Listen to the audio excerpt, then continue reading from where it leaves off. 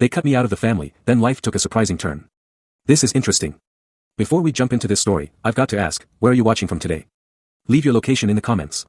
Something about this story might feel very familiar. Sometimes the people who destroy your life are the same people who you once loved and cherished dearly.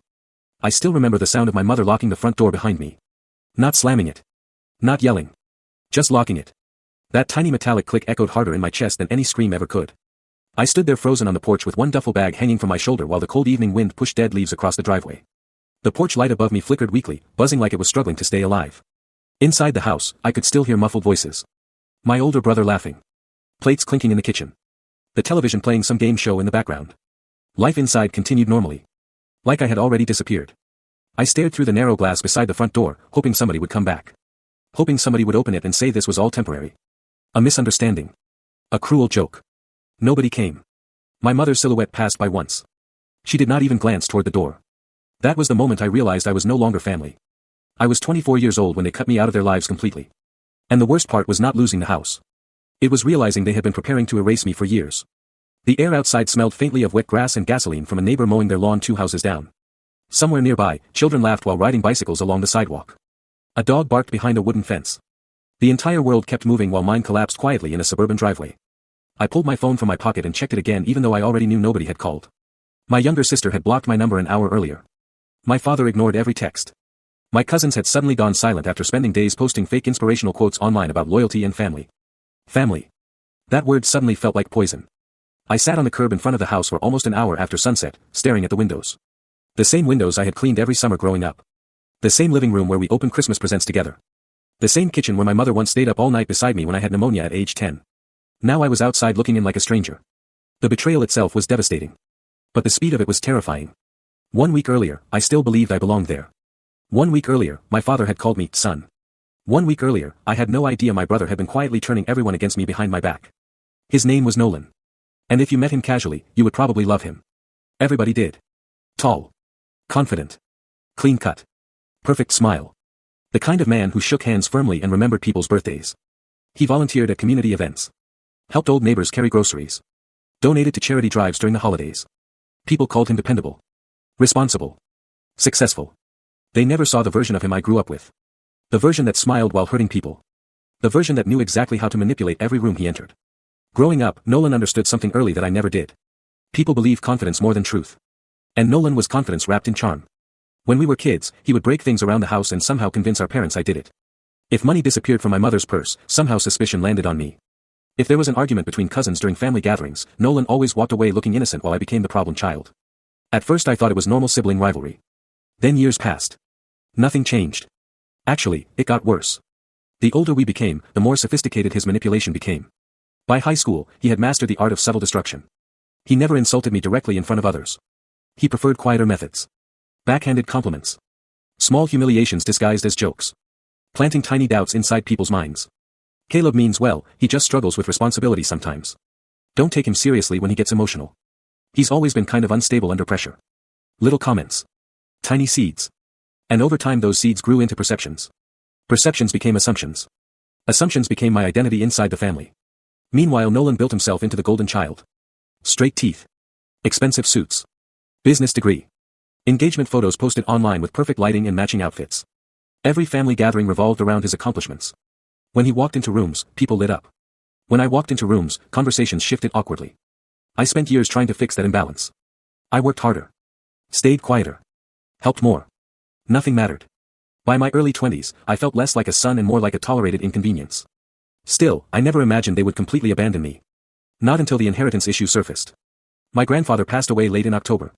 The funeral took place on a gray afternoon under thick clouds that made the entire cemetery look drained of color. Damp soil surrounded the gravesite while relatives dressed in black huddled beneath umbrellas whispering condolences to one another. I stood near the back beside my Aunt Lorraine, hands buried inside my coat pockets while cold winds swept across the hill. My grandfather had always treated me differently from the rest of the family. Not better. Just honestly. He was one of the few people who saw through Nolan's performance. Years earlier he once told me something while we sat together in his garage repairing an old radio. Some people know how to look good. Very few know how to be good. At the time I did not fully understand what he meant. Years later, standing over his grave, those words replayed in my mind with painful clarity. After the funeral, the family gathered at my parents' house. The atmosphere felt strange from the beginning. Too controlled. Too polite. My mother floated around the kitchen refilling drinks with nervous energy. My father barely spoke. Nolan moved confidently through the house greeting relatives like the host of an expensive corporate event. His fiancée, Vanessa, stayed attached to his arm smiling sympathetically at everyone while wearing a black dress that probably cost more than my monthly rent. I remember noticing how often Nolan watched me that evening. Not openly.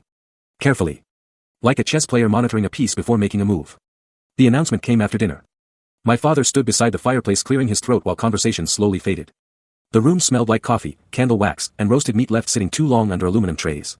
Family members settled into couches and dining chairs while the soft hum of the dishwasher echoed from the kitchen. My father unfolded a document with visibly trembling hands. Your grandfather updated his will before he passed. The room grew still. I noticed Nolan straighten slightly. My mother clasped her hands together tightly. Something inside me shifted uneasily. My father continued reading. Most assets would be divided normally among family members. Then he paused. His jaw tightened. And the lake house will go solely to Caleb. Silence.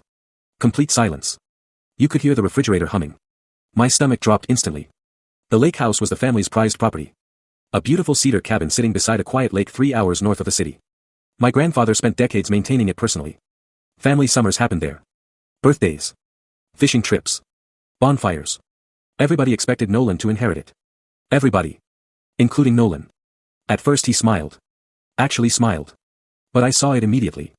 That smile was not happiness. It was calculation. A slow controlled expression hiding fury beneath it. Then the room erupted. Questions exploded from every direction. Why would he do that? That doesn't make sense. Was there another version of the will? My mother looked stunned. My father looked uncomfortable. Nolan remained terrifyingly calm. He even walked over and hugged me. I guess Grandpa really believed in you. The words sounded supportive. His eyes did not. Something cold moved behind them. Something dangerous. That was the beginning of the end. The following days became unbearable. Relatives who barely spoke to me suddenly called asking suspicious questions about my grandfather's final months. Family members implied manipulation without directly accusing me. My cousins exchanged whispers during gatherings. Even my mother started studying me strangely during conversations. Nolan never openly attacked me. He did not need to. He simply positioned himself as the wounded mature son handling disappointment gracefully. That made everyone else trust him more. Then rumors began spreading. Quietly. Strategically. According to Nolan, I had pressured my grandfather emotionally during his illness. According to Nolan, I visited him frequently near the end because I knew about the will. According to Nolan, I isolated Grandpa from the rest of the family. None of it was true. But lies do not need truth when people already want a villain. And deep down, my family had been prepared to cast me as that villain for years. The tension inside the house became unbearable after I temporarily moved back home to save money. Every breakfast felt hostile. Every dinner silent. Every hallway interaction strained. My mother avoided eye contact. My father became increasingly distant. Meanwhile Nolan visited constantly, always calm, always respectful, always carrying this fake sadness that made him look noble. One evening I walked into the kitchen and conversation stopped instantly. That kind of silence tells you everything. My sister Rachel stood beside the counter pretending to scroll through her phone while my mother washed dishes aggressively without turning around. What? I finally asked. Nobody answered. Then Rachel muttered quietly, you know exactly what. I stared at her in disbelief. Rachel and I used to be close growing up. We built blanket forts together as kids. Shared secrets during late-night conversations. I defended her from bullies in middle school. Now she looked at me like I was contaminated. What are you talking about? She laughed bitterly. You really fooled Grandpa, huh? The words hit harder than I expected. My chest tightened instantly. I didn't fool anybody. Rachel shrugged coldly. You always wanted attention. I looked toward my mother waiting for her to say something. Anything. She kept scrubbing the same plate repeatedly beneath running water. That hurt more than Rachel's accusation. Because silence from a parent becomes agreement. Days later, things escalated further. I returned home one afternoon and found Nolan sitting in the living room with my father. The atmosphere felt wrong immediately. Heavy. My father's expression looked exhausted while Nolan leaned forward with his elbows resting calmly on his knees. Then I noticed my bedroom door upstairs slightly open. My stomach sank. What happened? Nobody answered immediately. Finally my father spoke without meeting my eyes. Nolan says some documents are missing. I blinked. What documents? The lake house paperwork.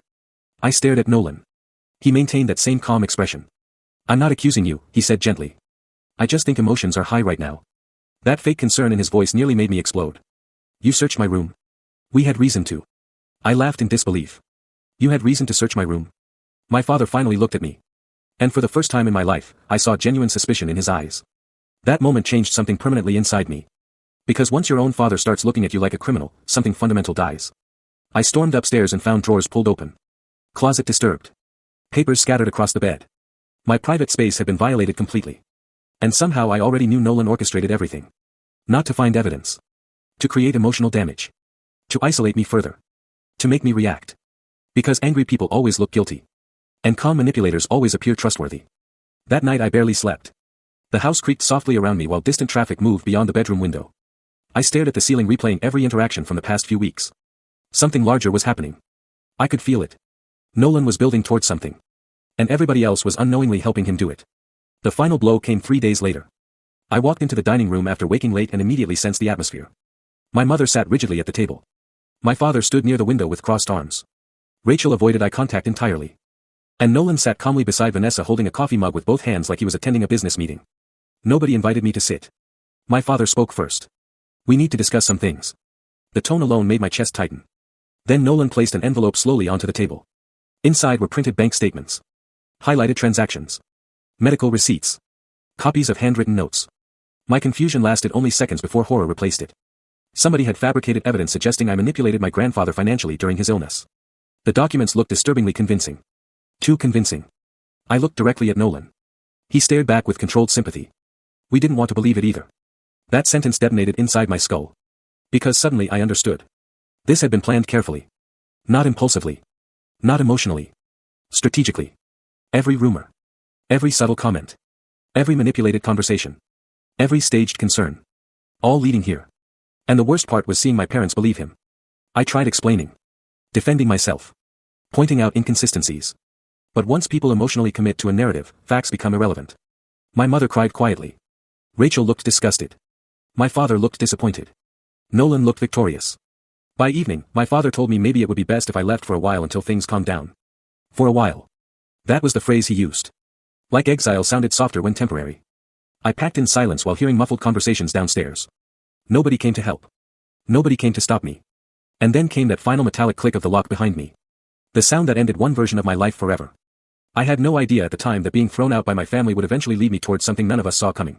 Especially Nolan. Because the moment they erased me from their lives was the exact moment everything quietly began changing behind the scenes. And far away from that suburban house, someone connected to my grandfather was already preparing to reveal a truth capable of destroying everything Nolan built.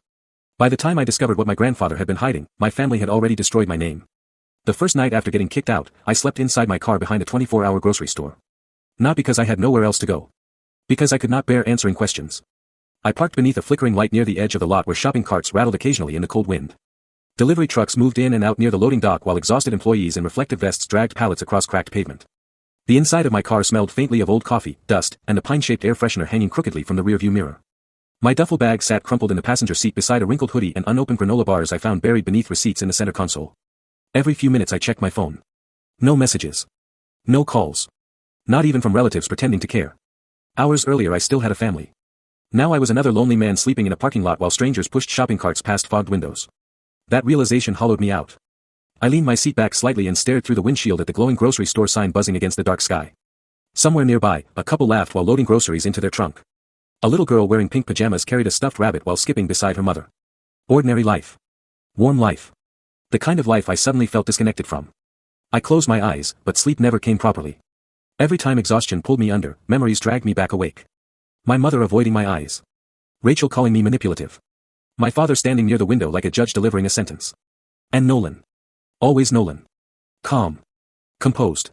Watching everything unfold exactly the way he wanted. Around 3 a.m, freezing air seeped through the doors and windows. My neck ached from the awkward position. My legs cramped. My phone battery dropped to 11%. I finally unlocked it again and stared at my contacts. There were people I could call. Old coworkers. Friends from college. A former roommate. But humiliation kept my fingers frozen. How do you explain being abandoned by your own family? How do you explain becoming the villain in your own life story overnight? Eventually exhaustion won. I drifted into shallow sleep just before dawn. Then came the knocking. Sharp. Urgent. I jolted upright instantly. A security guard stood outside my window holding a flashlight. Thick winter gloves covered his hands while steam escaped his mouth into the cold air. Behind him, morning delivery trucks rolled slowly through the parking lot beneath a pale gray sunrise. I lowered the window halfway. You can't stay here overnight, he said tiredly. I nodded quickly. Sorry. I'll leave. To my surprise, the man studied me for a moment before softening slightly.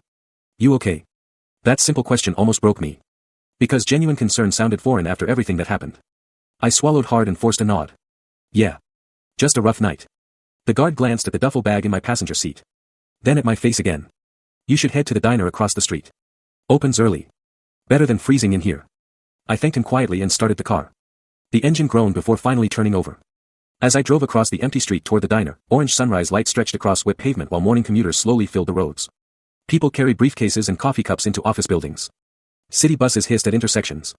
Meanwhile, I had no idea where my life was heading anymore. The diner looked like something trapped in another decade.